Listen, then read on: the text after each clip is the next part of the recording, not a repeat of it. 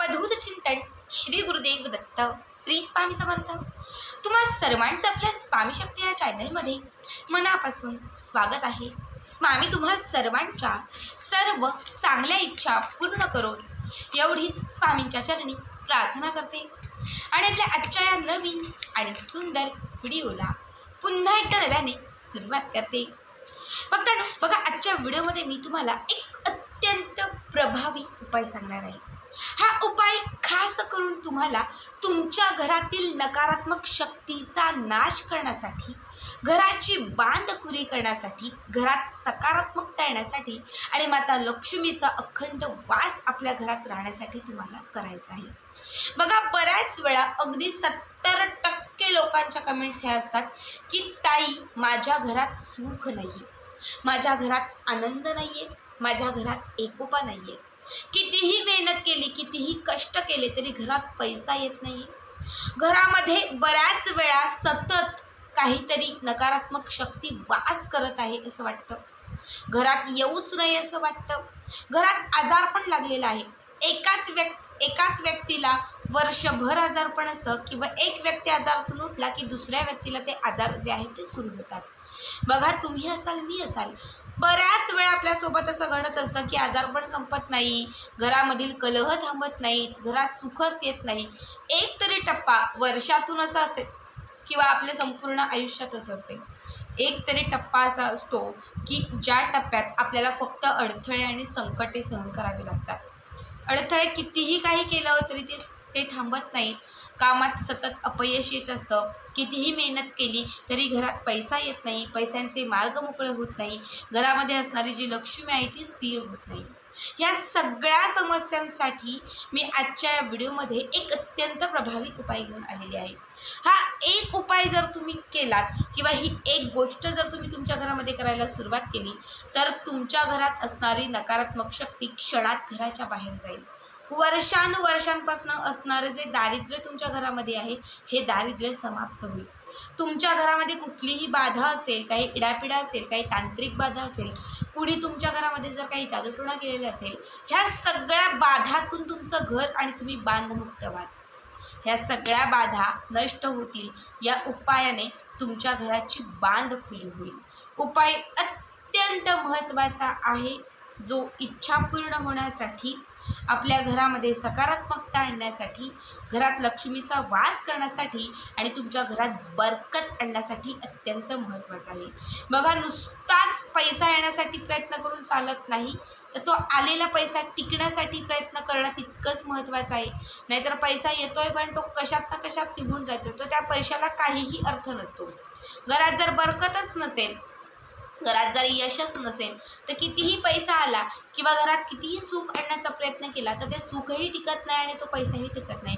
म्हणून मी नेहमी सांगत असते, उपाय करत असताना खास करून ज्या सेवा आणि जे उपाय तुम्हाला करायचे आहेत ते लक्ष्मीला स्थिर करण्यासाठी, बरकत आणण्यासाठी, सुख मिळवण्यासाठी आणि यश मिळवण्यासाठी तुम्हाला करायचे आहे। आत्ता जी सेवा किंवा जो उपाय तुम्हाला सांगणार आहे, या सेवेने तुमच्या सर्व अडचणी सुटतील, घरामध्ये असणारे जे कलह आहे ते थांबतील, इच्छा पूर्ण होतील, आजारपण संपेल आणि सगळं तुमच्या मनासारखं घडेल।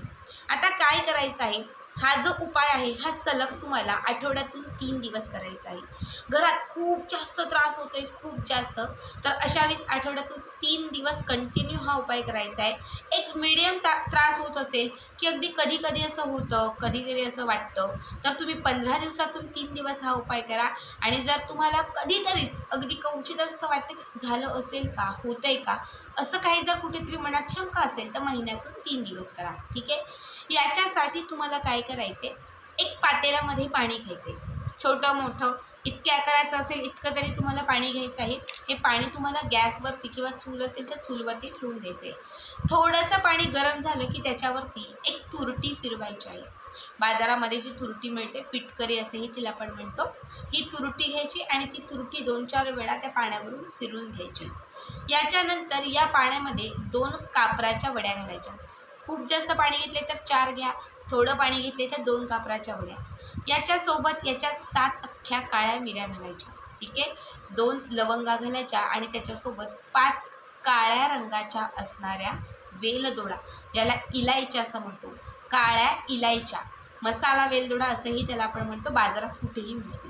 तर तुम्हाला ह्या काळ्या रंगाच्या वेलच्या 5 घालायच्या आहेत. ठीक आहे. हे सगळं मिक्स करायचं, थोडंसं उकळवून घ्यायचं. उकळल्यानंतर अगदी एक उकळ याला आला की याच्यावरती 1 चिमूटभर किंवा अगदी इतकी याच्यामध्ये पिवळ्या रंगाची मोहरी सोडायची. ठीक आहे. पिवळी नसेल तर काळी मोहरी घेतली तरीही चालेल. आता हे सगळं जे आहे ते तुम्हाला व्यवस्थित उकळवून घ्यायचं आहे. उकळवून ते थोडंसं थंड करू द्यायचं आहे. लक्षात ठेवा, जेव्हा हे थंड होईल तेव्हाच तुम्हाला याचा लाभ होईल. म्हणून हे शांत थंड करायचं आहे. आणि तुमच्याकडे जर एखादी स्प्रे बॉटल असेल, ज्याने आपण स्प्रेड करतो बघा वॉटर बॉटल, ती असेल तर त्याच्यामध्ये हे पाणी भरून ठेवायचं आहे. आता स्प्रे बॉटल तुमच्याकडे नसेल, आपण थंड वगैरे म्हणजे कोल्ड्रिंक पितो ती बॉटल घ्या आणि त्याच्यात झाकणारा एक छोटासा होल पाडा, त्याने पण आपण स्प्रे करू शकतो. ठीक आहे. हे जे पाणी आहे ते एका बॉटलमध्ये भरायचं आहे. रोज सकाळी उठल्यानंतर म्हणजे ज्या दिवसापासून हा उपाय कराल, सकाळी उठल्याबरोबर सगळ्यात पहिली स्प्रे बॉटल घराच्या बाहेर घेऊन जायची. दरवाजा उघडल्याबरोबर घराचा जो उंबरठा आहे त्या उंबरठ्यावरती हे स्प्रेड करायचं. घरातल्या 4ही कोपऱ्यांना, 4ही दिशांना सगळ्यात अगोदर हे सगळं जे पाणी बनवलेलं आहे, सगळं म्हणजे यातलं थोडंसं पाणी जेवढं शक्य आहे तेवढं स्प्रेड करायचं. किचनपासून फक्त वॉशरूम सोडून किचन, बेडरूम सगळीकडे हे पाणी थोडं थोडं स्प्रेड करायचं. घराच्या उंबरठ्याचा समोरचा भाग, ओटीचा भाग, देवघर असेल, तिजोरी असेल, सगळीकडे स्प्रेड करत तुम्हाला तुमच्या इष्टदैवतांचं किंवा तुमच्या गुरूंचं स्मरण करायचं आहे. तुम्ही ज्या गुरूंना म्हणतात त्यांचं स्मरण करा, कुलदेवीचं स्मरण करा, चालेल. आता मी स्वामींना म्हणते, श्री स्वामी समर्थ, श्री स्वामी समर्थ, श्री स्वामी समर्थ या मंत्राचा जप करून हे सगळीकडे हे जे पाणी आहे ते स्प्रेड करायचं आहे. त्याच्यानंतर जेव्हा तुम्ही लादी पुसाल, फरशी पुसाल, लादी पुसण्यासाठी जे तुम्ही पाणी घ्याल ना, त्या पाण्यामध्येही हे पाणी जे आहे ते अर्धा किंवा 1 झाकण घालायचं आहे. हे मिक्स करायचं आहे आणि त्याच्यानंतर या पाण्याने तुम्हाला लादी फरशी जी आहे ती पुसायची आहे. हे सलग 3 दिवस करायचं आहे. याच पाण्याने घरामध्ये म्हणजे हेच पाणी घरात स्प्रेड करायचं आहे आणि याच पाण्याने घरातील लादी 3 दिवस तुम्हाला पुसायची आहे आणि तुमच्या गुरूंचं स्मरण करायचं आहे. 3 दिवस, फक्त किती, लागोपाठ 3 दिवस. प्रत्येक आठवड्यातून 3 दिवस करत चला. तुम्हाला 3 दिवसानंतर अनुभव येईल की खरंच माझ्या घरात जिथे 1ही रुपया येत नव्हता, पण 2 दिवसापूर्वी पैसा यायला लागला आहे. हा उपाय केल्यानंतर जाणवायला लागेल की घरातील आजारपण थांबत नव्हतं, सुटत नव्हतं, पण हा उपाय केल्यानंतर माझ्या घरातील आजारपण कमी झाले.